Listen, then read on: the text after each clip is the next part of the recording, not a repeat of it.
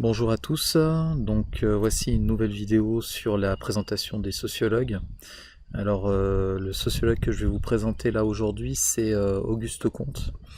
Auguste Comte a, comme son nom l'indique, compté dans la sociologie puisque il est considéré comme le père de la sociologie dans le monde. Voilà, c'est le premier vrai sociologue connu et reconnu d'ailleurs, hein. Donc c'est un sociologue français qui, on va lancer le diaporama, hein, qui a vécu sa carrière au cours de la première moitié du 19e siècle, hein, puisqu'il est né un peu après la Révolution française en 1798 et il est mort en 1857. C'est le père de la sociologie, comme j'ai dit, puisque de par ses études, hein, il va vraiment créer la sociologie comme étant une science.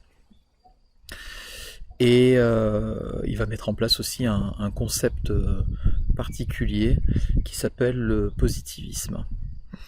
Il est à la base mathématicien, philosophe, physicien, biologiste et politicien, donc voilà, comme pas mal d'autres sociologues du 19e siècle, hein.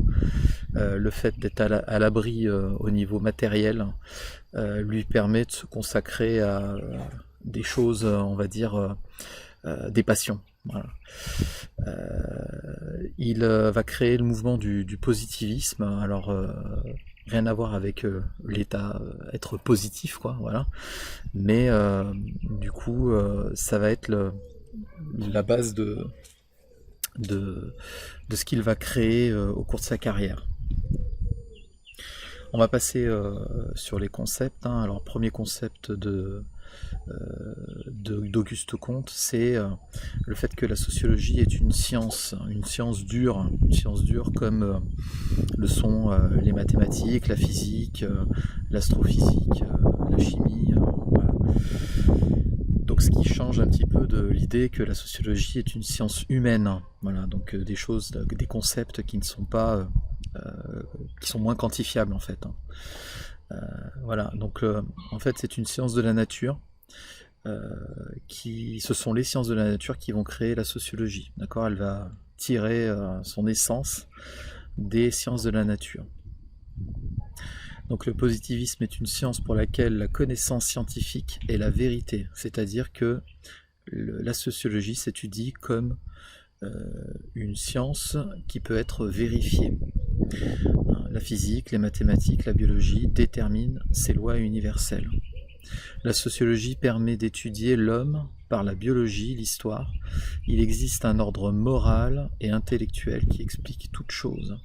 Voilà, c'est-à-dire que les concepts de la sociologie, par exemple, si on étudie la criminalité ou le suicide, eh bien, du coup, les résultats qu'on peut en tirer sont des résultats qui s'expliquent par la science. Voilà.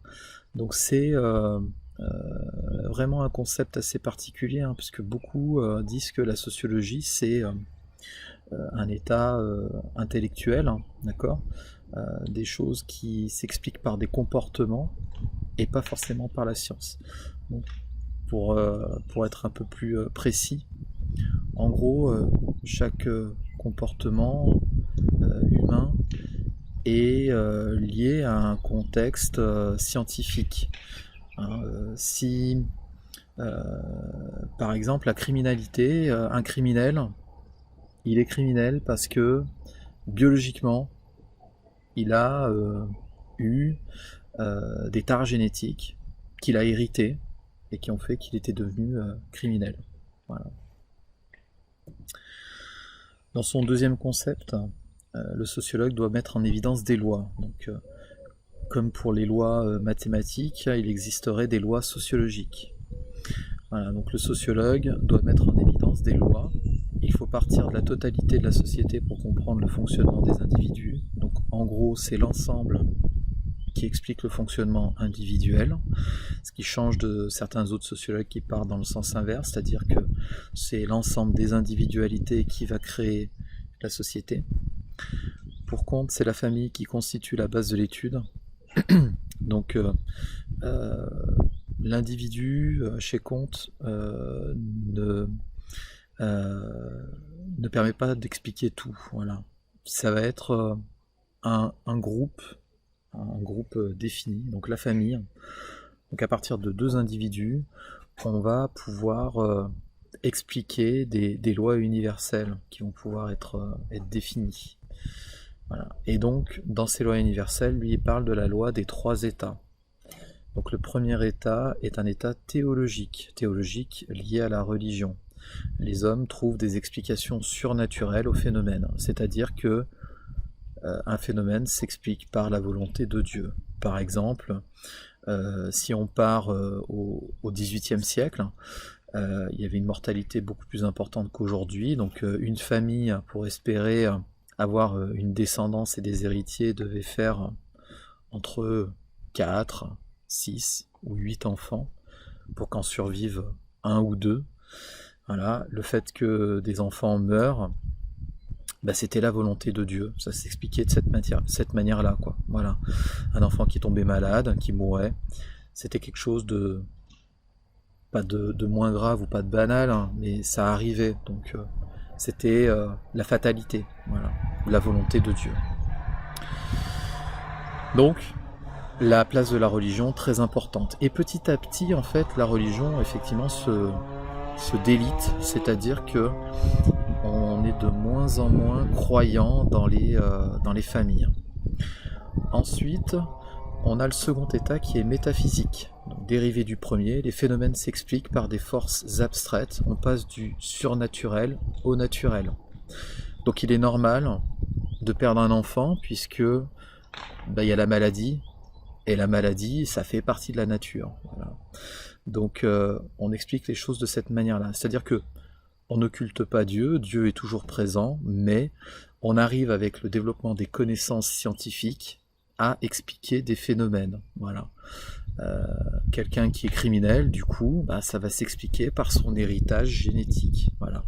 Ah oui, sa mère était elle aussi un peu bizarre, c'est normal que lui aussi le soit. Voilà. Et enfin, donc le troisième état, donc l'état sur lequel Auguste Comte a beaucoup travaillé, c'est l'état positif. C'est à partir de l'observation et des connaissances liées aux sciences dures que les phénomènes peuvent s'expliquer. La société et son fonctionnement se retrouvent prédéterminés dans leur évolution. Donc en fait là, Auguste Comte, il va même jusqu'à la prédiction, c'est-à-dire que il pense qu'avec l'état positif, nous serions capables d'expliquer comment la société va évoluer et quelles vont être les modifications ou les événements qui vont survenir. Donc là, en fait, du positivisme, Auguste Comte, il va même créer une religion dont il va se faire le grand gourou. Voilà, c'est-à-dire que il va partir aussi très très loin dans ses idées sur le positivisme. Et donc une partie on va dire, des sociologues vont le suivre, mais une partie aussi vont s'en détacher. Voilà. Et aujourd'hui, on revient beaucoup sur les propositions d'Auguste Comte qui relient un petit peu aussi les idées de Darwin, voilà, selon lesquelles la nature, les phénomènes naturels, l'héritage font que on peut expliquer certains phénomènes. Voilà. Il y a aujourd'hui, on pense, une part aussi objective qui provient d'autres choses, d'autres éléments, d'un contexte, un contexte social, des événements ponctuels, importants, et qui font que, en fait, le devenir ou l'action d'une société, les événements qui s'y déroulent, sont parfois tout à fait uniques. Et je pense que par rapport aux événements que l'on vit aujourd'hui, qui sont liés au Covid-19, vont dans ce sens-là, c'est-à-dire que si on regarde bien la réaction que peuvent avoir les gens face justement au Covid-19 est assez unique en son genre, c'est-à-dire qu'on n'aurait jamais pensé On n'aurait jamais pu prédire d'avoir réagi de cette façon-là, et pourtant, voilà, les choses sont ainsi faites qu'aujourd'hui, eh bien, la société va dans une direction. Alors on verra où ça nous amènera, mais en tout cas, voilà, le confinement, le télétravail, la technologie, la crainte aussi de la reprise de l'activité, d'à nouveau pouvoir se mélanger les uns et les autres, font que on arrivera aussi à des phénomènes qui sont assez particuliers au niveau social. Voilà, donc je vous remercie pour l'écoute sur la présentation de ce sociologue-là. Et puis, vous avez bien entendu un deuxième sociologue qui vous sera présenté aujourd'hui. Voilà, allez, passez une bonne journée à vous.